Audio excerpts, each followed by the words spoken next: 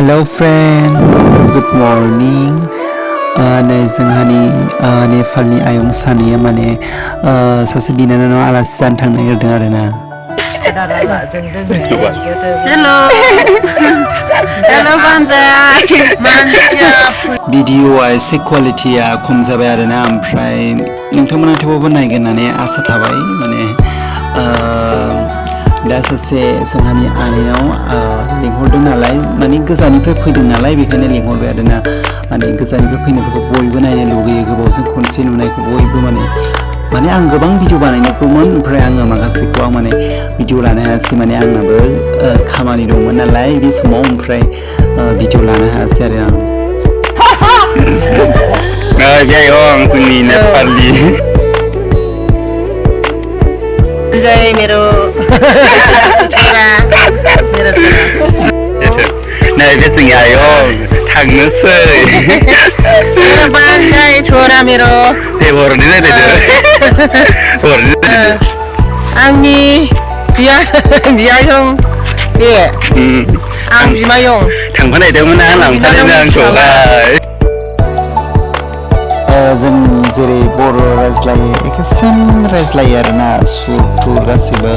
नेपालिनि सुर रायज्लायो आरोना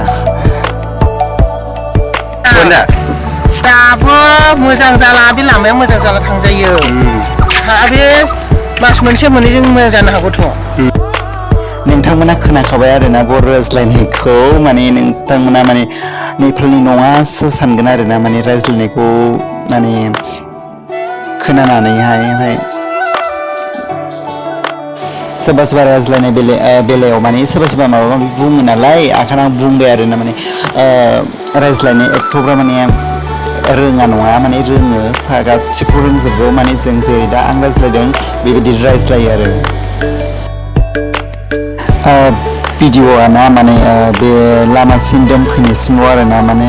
नेक्स्ट ब्लगाव माने फेमिलि ब्लग दङ बेखौ आङो लास्टआव होनोसै माने नोंथांमोना नायबावगोन नालाय बेखायनो आङो